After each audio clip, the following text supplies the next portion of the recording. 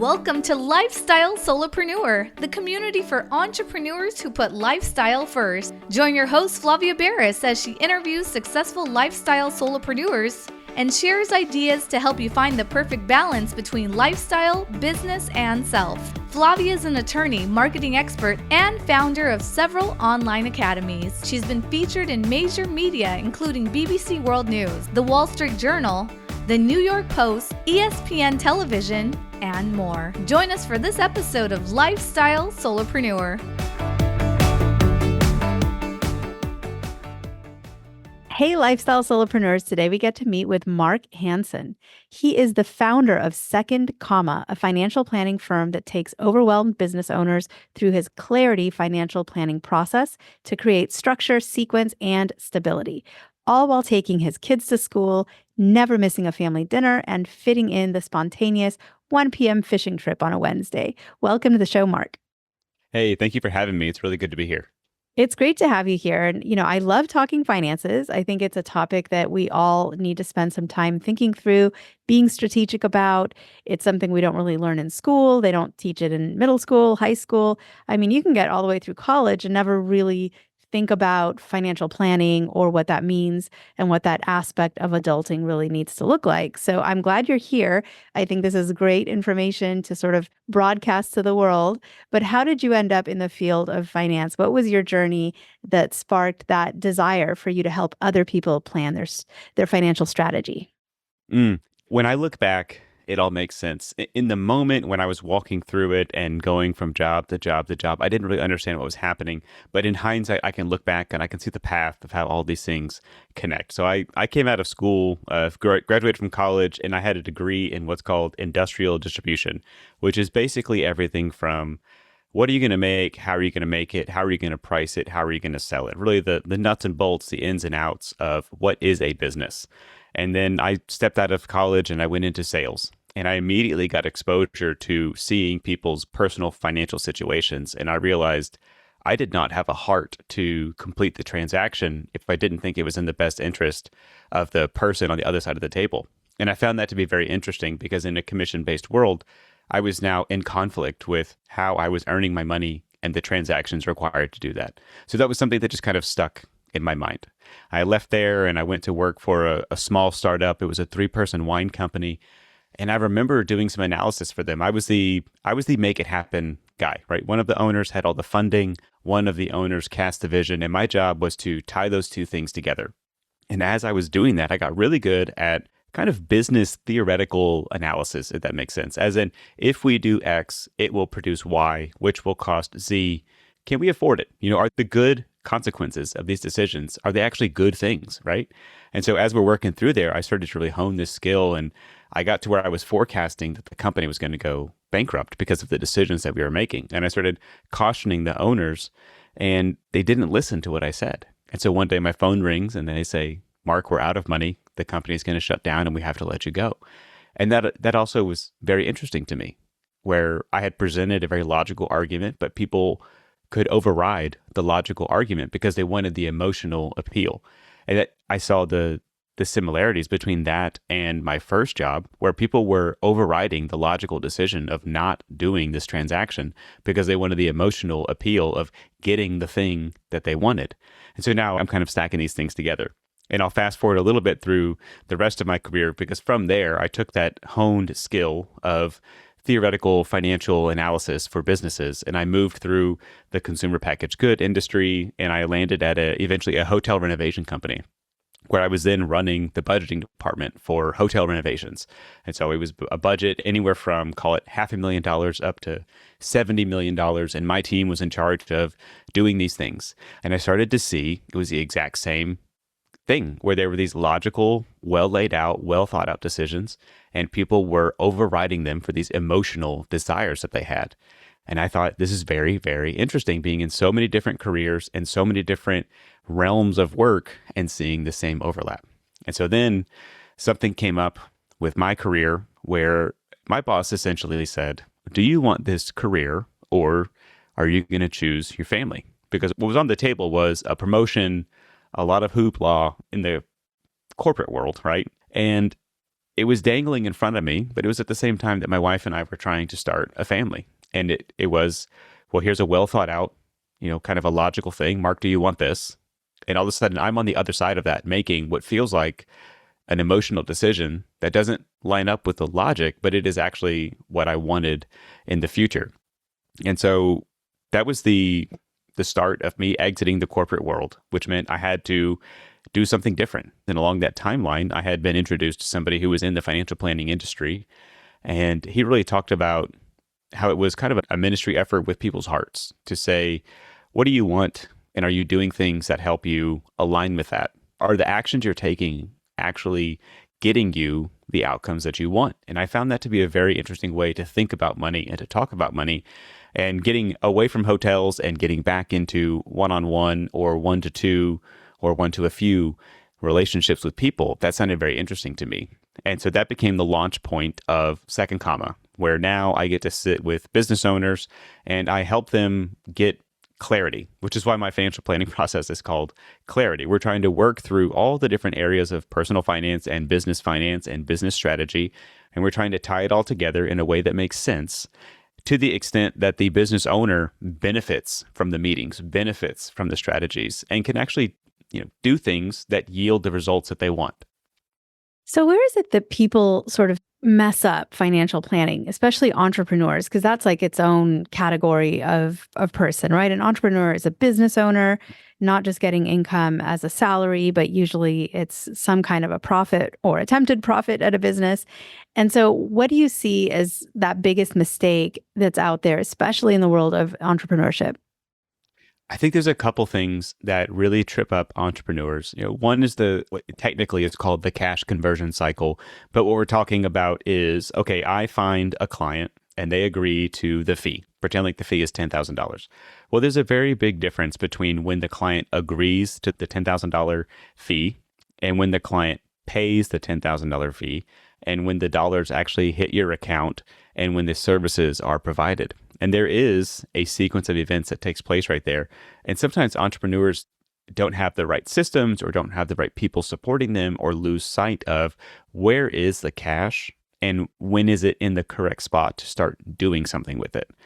As an example, just because a client commits to a $10,000 fee and signs paperwork that they will eventually pay a $10,000 fee doesn't mean that I can turn around and in the next breath spend those $10,000. And so that the consequences inside of there, we're talking about the cash conversion cycle. And that's one thing. The other piece that I see that trips people up is, well, I have this business. This business is going good. If I had this new software, this new thing, this new hire, then the business could do even more.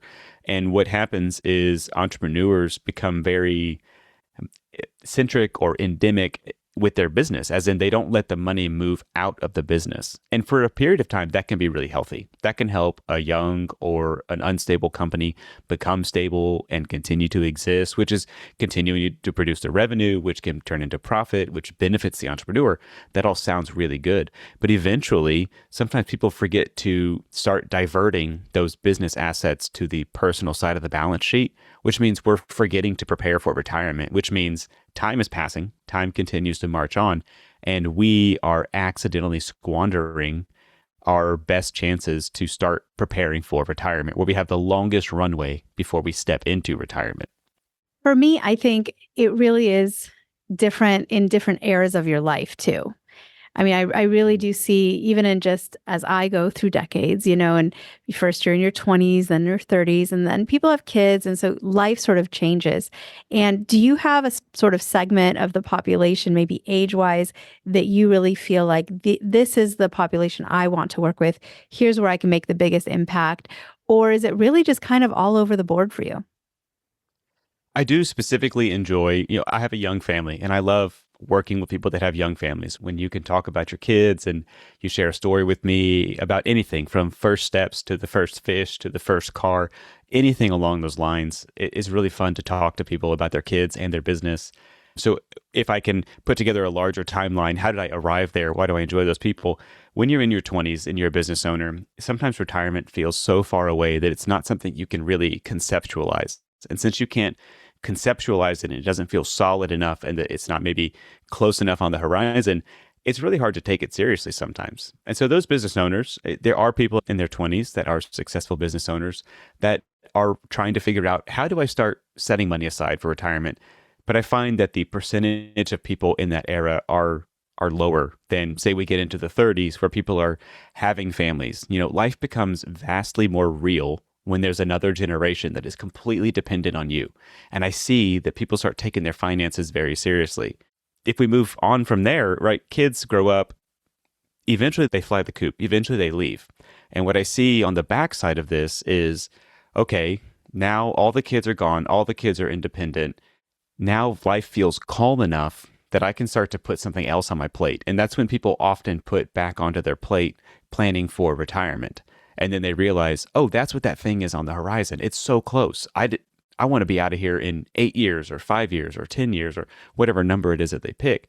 And they realize, oh, wow, this is really hard. This is a heavy lift. There's a lot of saving I need to do because I didn't prioritize it earlier.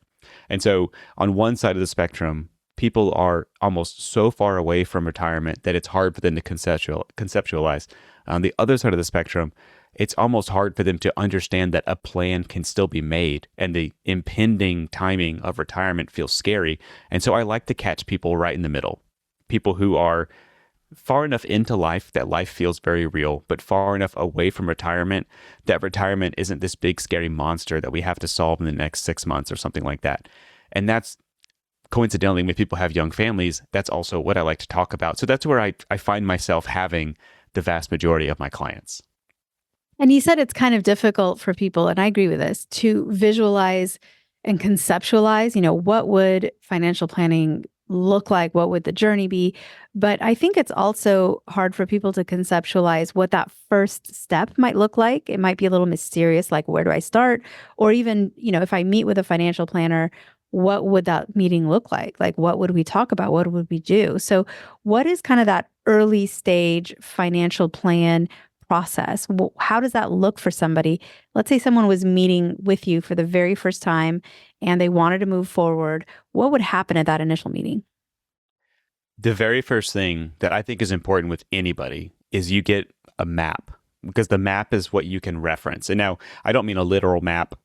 I mean, what we need to do when I start working with a client, I need to get all the information out of their mind and onto something that I can reference. And ideally, it's on something physical where I can write it down, put some boxes over here, color code it, and start to say, okay, Mr. and Mrs. Client, when I say X, I'm talking about this. I'm talking about this blue box right here.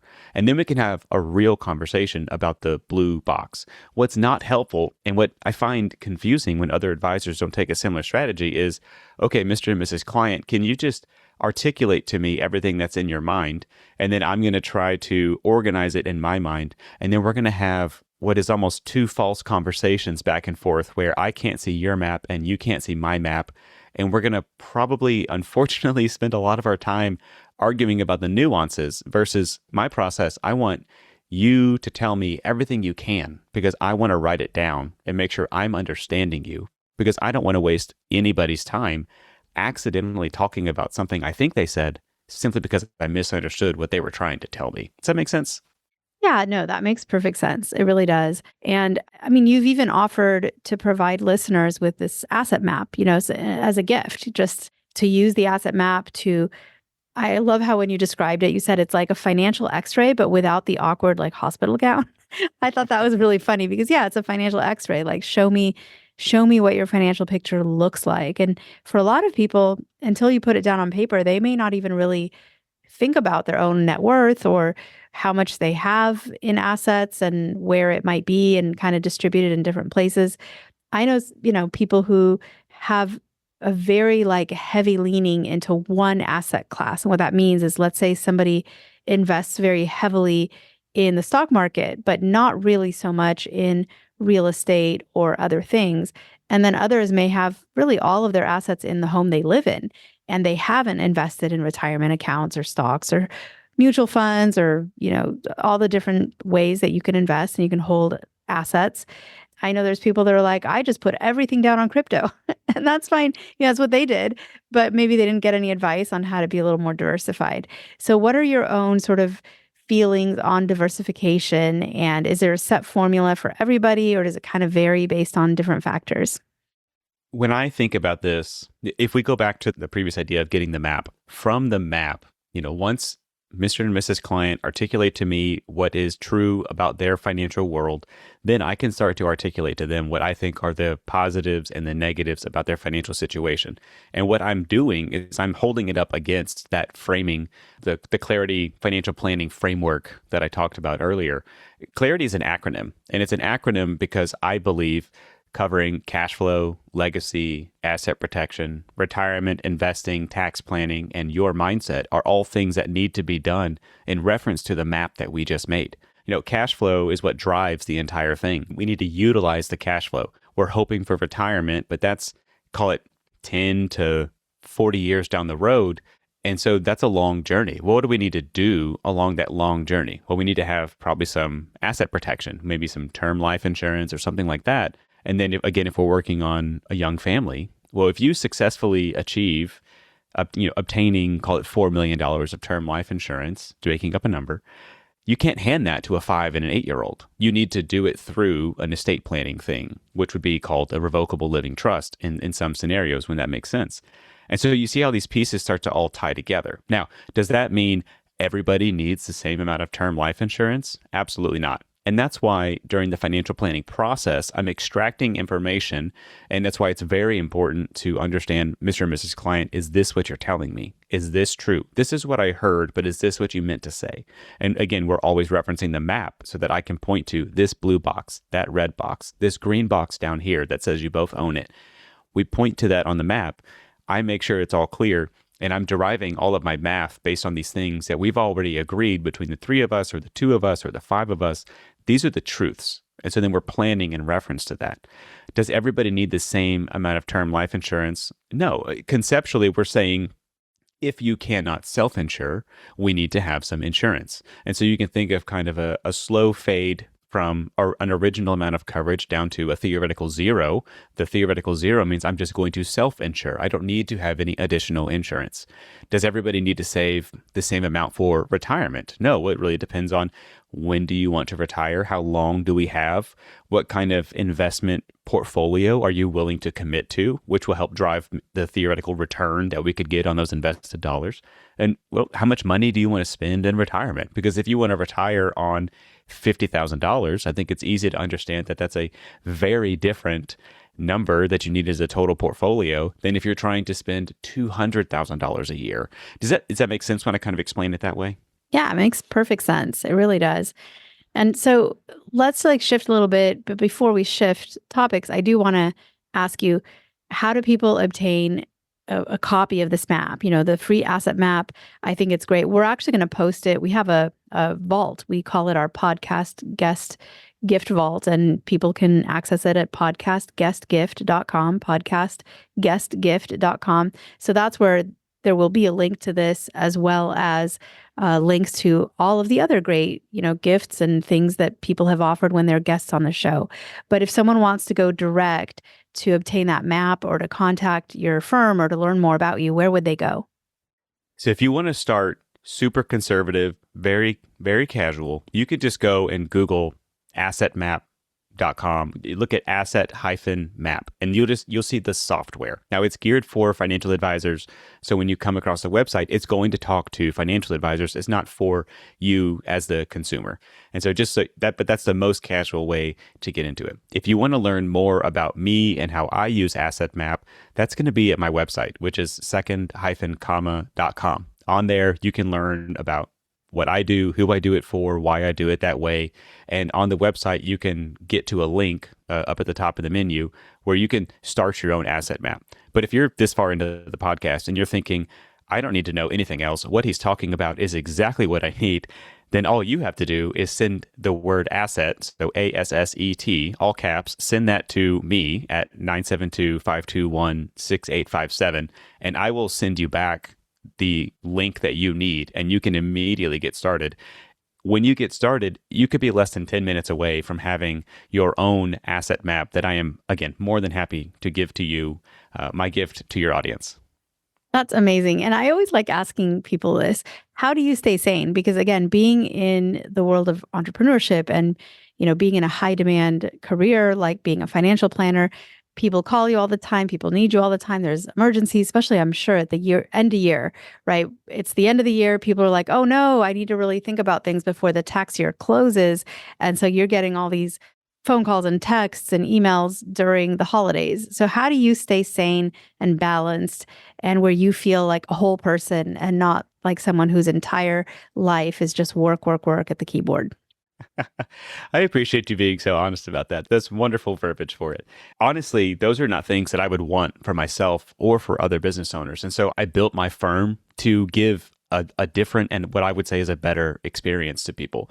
So when somebody comes into my universe, when my ecosystem of Second Comma, I provide as much structure as possible. And while that's beneficial to me because then I get to execute the structure, it's also beneficial to the client. We're working with somebody's entire life savings, and there's a way to honor that by giving somebody a system and a process.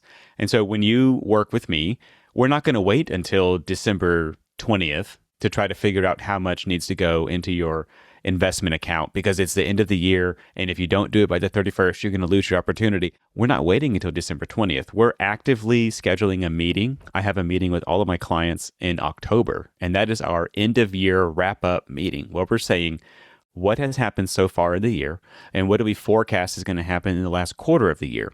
And with those things and with me working with the CPA and the attorney, and I try to be friends with as many of my clients, other professionals as possible. I want us working in harmony because then we can put together a plan that says, okay, Mr. and Mrs. Client, by the end of the year, these are the deadlines that we have. And we want to do actions A, B, and C.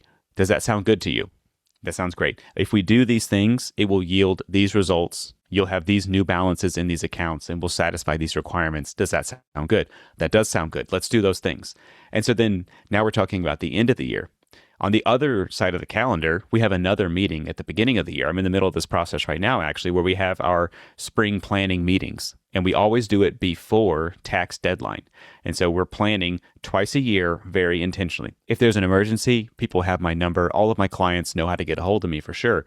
But I'm also doing some education on top of these 2 meetings every year. I'm doing some education in the middle to help people understand what is an emergency and what is not an emergency. When you don't know confidently what an emergency is, I think about when we started having children, your first child, every cough, you're thinking, oh my gosh, this is not good.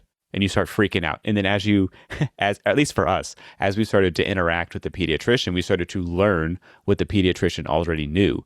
Babies do lots of stuff. It's all weird and new to us because we were new parents. It's not weird or new to the pediatrician because he had experience and expertise.